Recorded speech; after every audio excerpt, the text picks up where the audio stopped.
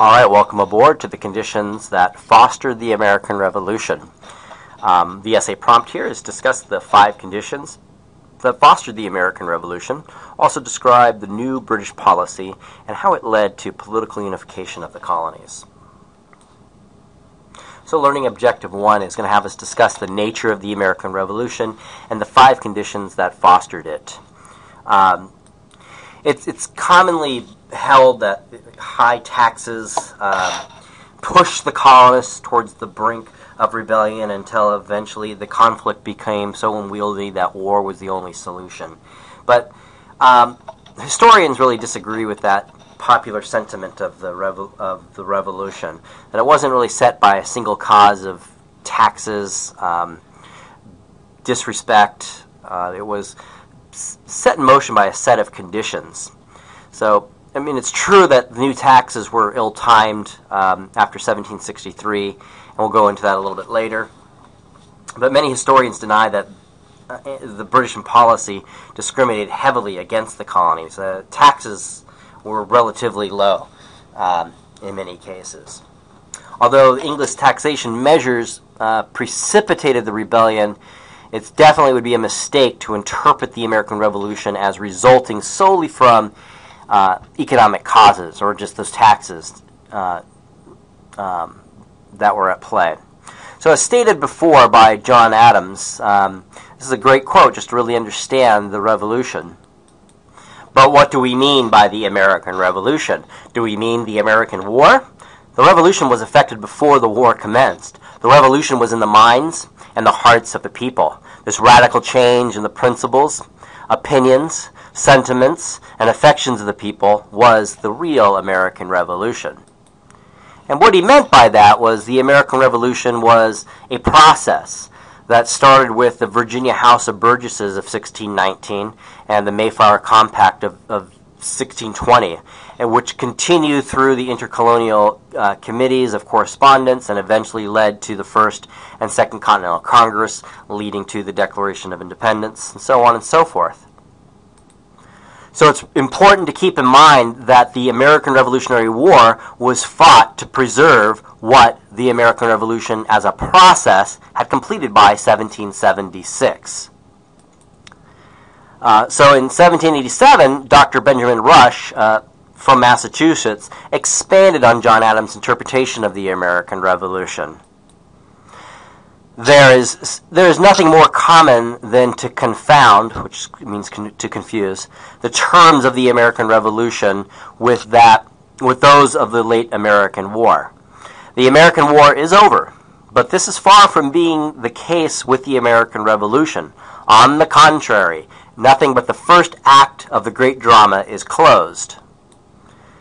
And as John Adams also stated, what was significant about the American Revolution was not that the colonists invented new principles, but they realized the theories of the wisest writers, namely the enlightened philosophers, John Locke in particular, which we'll take a look at in just a little bit.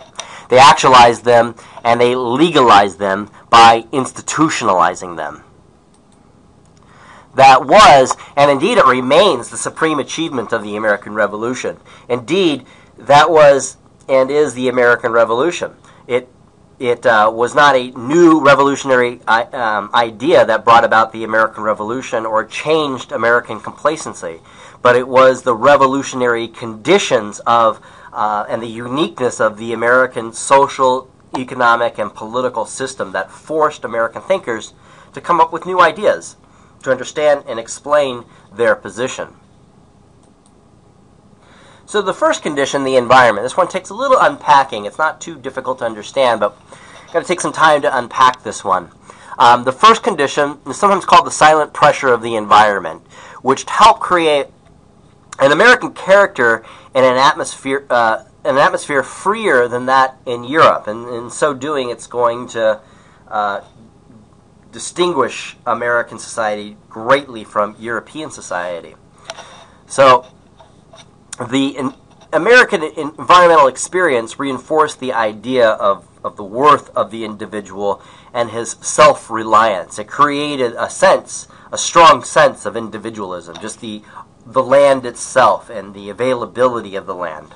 The environment gave physical proof that all people should share certain basic political rights. Ones we're familiar with, as life, liberty, and the pursuit of happiness. So, during the late 17th and early 18th centuries, an important internal transition was taking place within each of the colonies. This metamorphosis was a change from colonies to provinces, meaning, as provinces meaning distinct places that had a certain degree of autonomy, which was brought about by the dynamics of salutary neglect. This transition did not move at the same pace in every colony and was influenced by the common denominator of a great deal of social instability.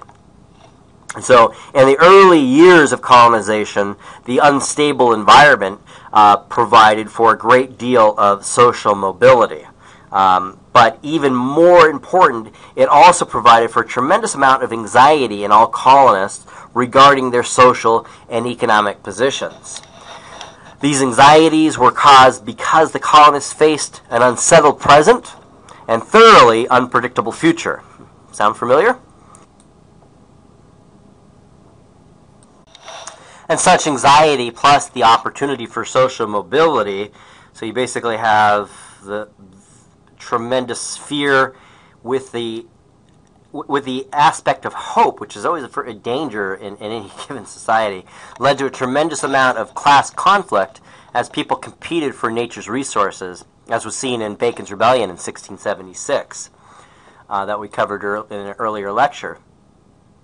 The common assumption during the formative or colonial period was that anyone with talent, regardless of background and origin, could attain a position of influence and power. And this was indeed true. Alexander Hamilton, which we'll cover in a later lecture, is a prime example. However, as the relatively fluid social structure of the 17th and early 18th centuries became immobile, because more and more people were there, more and more land was made less available, the tensions mounted even more between the different classes, rich and poor, as they were striving to protect what they had or to advance their economic and political power against a continuingly and increasingly stingy environment that was becoming scarce, just the land itself. For example, indentured servants aspiring to become yeoman farmers characterized the 1670s. Indentured servants basically being phased out by the 1700s, slaves confined to perpetual bondage characterized the 1720s. Small planters held reasonable hope of becoming large planters in the 1670s, but by the 1720s, this hope was diminished rapidly in many colonies. Right, so there was this idea at first that if you only work hard enough, you can make it, but by the 1720s, with more and more land taken up by larger and larger plantations, the idea of social mobility for those that had very little was becoming less and less attainable. The relatively fluid social structure of the late 18th century and early 18th centuries became largely immobile by the mid-18th centuries.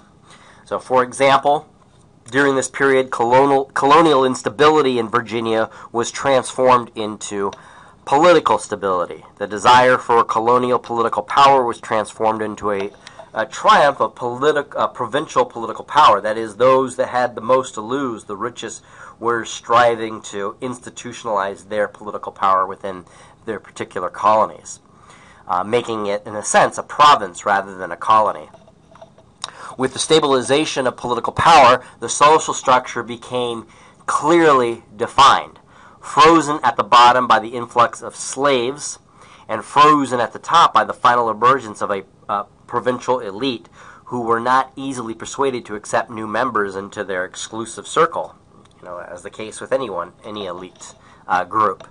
By 1763, in all the colonies, the pattern of provincial society had been set as the social structure transplanted from England was replaced by an indigenous provincial one that was relatively self-governing in nature. So this is an important point to understand because it set in motion a institutionalized provincial governments in each of the 13 colonies, and those political elites were not about to give up what they had once the British begin to change their policy after 1763. And we'll go into that in more detail in Learning Objective 3.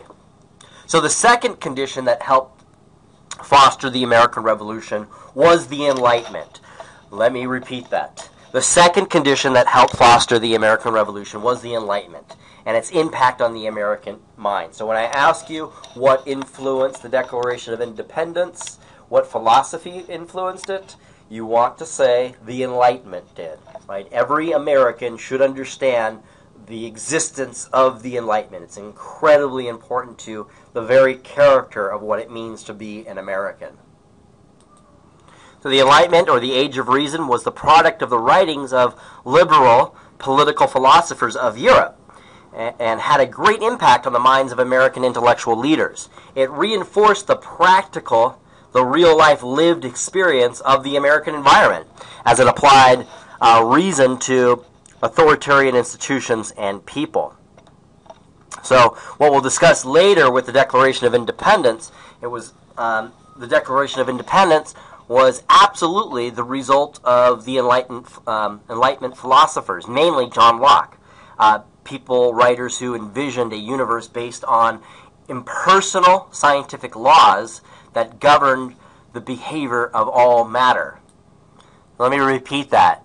Basically, what the Enlightenment believed was that we lived in a universe based on impersonal scientific laws that govern the behavior of all matter. They lived in a universe which was controlled in all its manifestations by the laws of nature and of nature's God, which was nature. And it could be understood through scientific reasoning, not by tradition, not by ritual, not by reading a book, not by a certain prayer. So they believed that the same laws which govern the movement of the stars in the heavens and in the tides and the oceans also govern the tides of, human history by directing the economic, political, social, and moral functions of life. They did not distinguish sharply between natural philosophy and moral philosophy. So the men of the Enlightenment had almost unlimited confidence in reason and in the ability of man to perpetuate the laws of nature with this reason, and in man's ability to apply them to the affairs of life. The revolution was justified in the minds of colonial leaders by an appeal to reason, as it had evolved out of the American colonial experience. The constitutions of the states and the new government under the Articles of Confederation, which we'll cover in a later lecture, were drawn up according to the principles of reason, and the Declaration of Independence used reason to justify the revolution. The Enlightenment gave the colonial leaders the theories to understand the revolutionary process they had been going through and the confidence to proceed and know, that they were right. Thus, the Europeans had created the idea of the Enlightenment, while the American colonists had absorbed them during colonial history, reflected on them, and institutionalized them, all within a very natural and unrestricted process called salutary neglect. The third condition which attributed the American Revolution was the experience in self-government from 1619 to 1776. Or 1763 rather, or salutary neglect. Self-government was not an American creation. It was an outgrowth of salutary neglect, as discussed earlier, and an invaluable legacy from England itself. As already mentioned, in 1619, Jamestown received instructions from the Virginia Company to establish the first representative assembly in England called the House of Burgesses. This example of self-government in the first English colony in America is an outstanding representation of the impact of political developments within England during the 16th century and the direct relationship to the English colonies. It would have been unthinkable for the Spanish kings of the 1500s to have permitted this degree of self-government within the Spanish settlements. When the Spanish colonials moved tentatively in the direction of limited self-government in the 1530s, the Spanish sovereign, Charles I, banned representative bodies in the New World. In contrast, the concept of limited power of the monarch was widely accepted in England, starting with the Magna Carta of 1215. So by the beginning of the 17th century, this idea of basic rights and limited government was a product of the English mind and the experience which was transmitted to the English colonies in the form of self-government. The Magna Carta became a blueprint for social and legal justice and established such ideas that no one man could be judged without a trial by his peers, and that life or his property could not be taken without such a trial. It also established that no man, not even the king, was above the law. These rights and beliefs were transported to the colonies by way of colonial charters, which were contracts that protected the rights and liberties of the colonists established under the Magna Carta of 1215.